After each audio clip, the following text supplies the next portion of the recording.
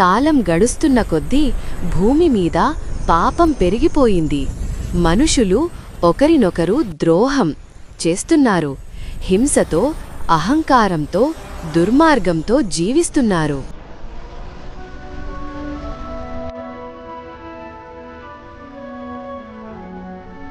నోవాహు భూమి పాపంతో నిండిపోయింది.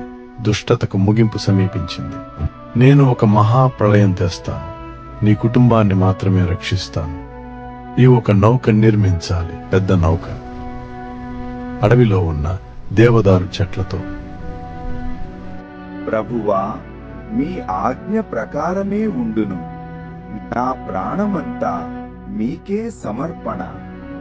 నౌక 300 మూరలు పొడవు, 50 మూరలు వెడల్పు, 30 మూరలు ఎత్తు కలిగి ఉండాలి. దానిలో 3 అంతస్తులు చేయి. లోపల గదులు విభజించు. పిచ్చుతో లోపల, బయట పూత వేయుము. నేను ఆకాశము నుండి మహావర్షాన్ని కురిపించదను. షేము, హాము, యాపితలో 3 కుమారులను నోవాహు కనెను.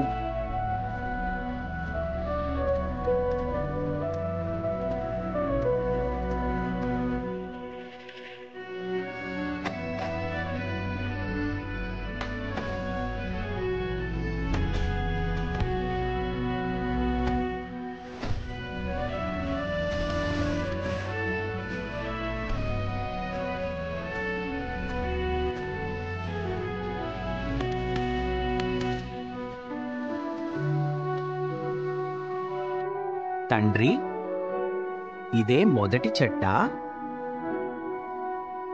అవును, ఇది సాధారణ పని కాదు.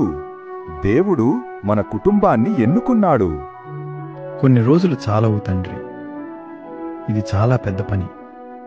కానీ దేవుడు మనతో ఉన్నాడు. మన బలం మన చేతుల్లో కాదు, ఆయన చేతుల్లో ఉంది. మనం చేసే ప్రతి శ్రమ దేవుని దర్శనానికి అర్పణ.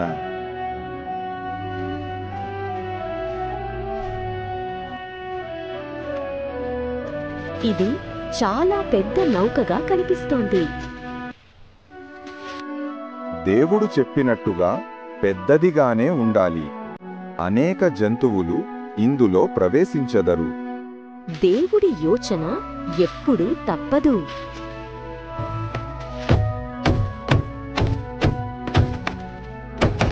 ఈ ప్రధాన భీము మరింత లోతుగా పెట్టాలి. నీరు తట్టుకునేందుకు బలంగా ఉండాలి.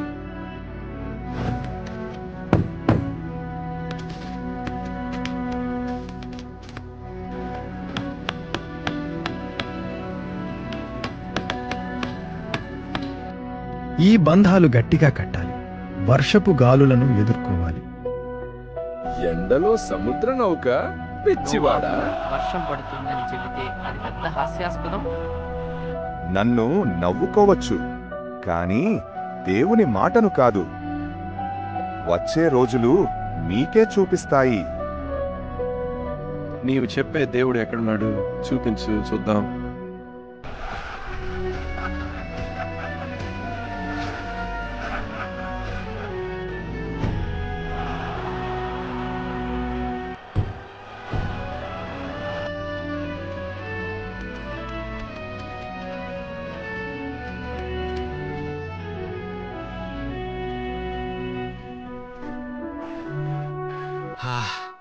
తండ్రి, ఇది 3వ అంతస్తు.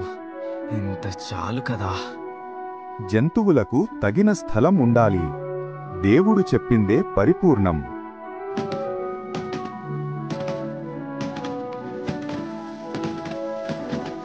ప్రభువా, ఈ నౌక నా బలంతో కాదు, మీ కృపతో నిలబడాలి.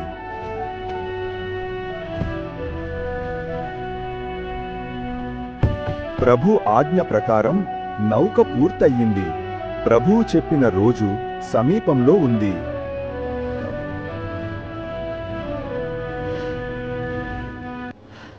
ఇప్పుడు దేవుడి సమయం మొదలవుతుంది. ప్రళయం సమీపంలో ఉంది.